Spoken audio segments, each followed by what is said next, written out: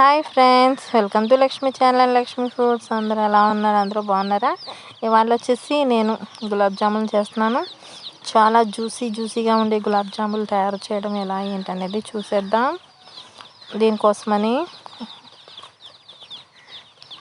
1/2 kg sugar తీసుకోవాలి. 1/2 kg అంటే 3 గ్లాసులు వస్తుందండి కొలత ప్రకారం. అయితే 3 గ్లాసుల షుగర్కి నేను 1 గ్లాసున్నర వాటర్ వేస్తున్నాను.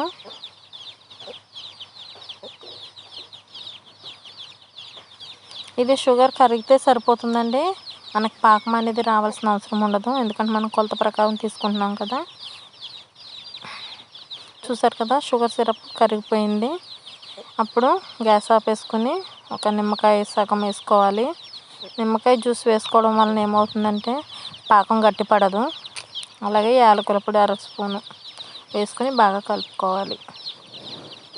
ఇప్పుడు గులాబ్ జామ్ మిక్స్ తీసుకొని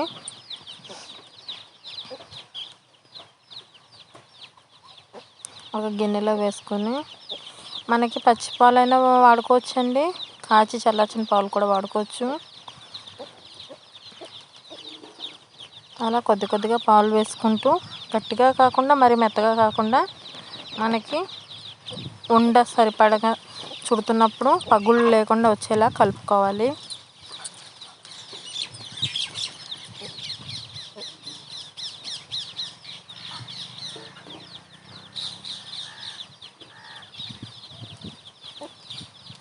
అలా ప్రెస్ చేయాలండి. దీన్ని ప్రెస్ చేస్తుంటే చాలా మట్టుకు, వీలైనంత మట్టుకు పగుళ్ళు అనేవి రావు గులాబ్ జాములు.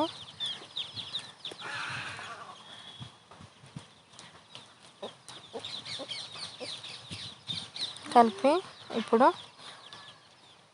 లైట్గా ఆయిల్ చేతికి రాసుకుని, మనకి ఎంత సైజు అయితే కావాలో అంత సైజు ఉండ చేసుకోవాలి. ఇవి కొంచెం చిన్నగా చేసుకుంటే మనం ఆయిల్లో వేసుకున్న తర్వాత కొంచెం పెద్దగా అవుతాయి కాబట్టి కొంచెం చిన్నగా చేసుకుంటే సరిపోతుంది. అలా అని ఒక ప్యాకెట్కి వచ్చి 30 నుంచి 35 వరకు అవుతాయి. మనం కొంచెం పెద్దగా చేసుకుంటే 20 వరకు అవుతాయి.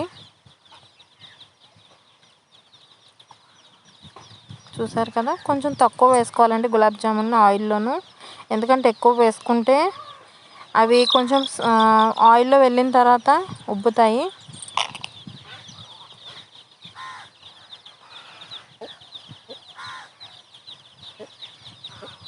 చూసారు కదా, గోల్డెన్ కలర్ రాగానే తీసి పాకంలో వేసేసుకోవాలి.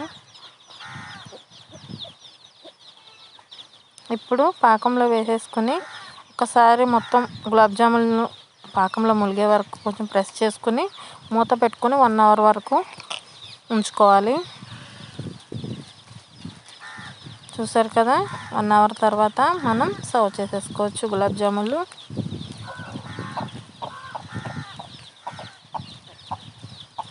చూసారు కదండి, ఎంతో జ్యూసీగా ఉండే గులాబ్ జాములు రెడీ అయిపోయినాయి.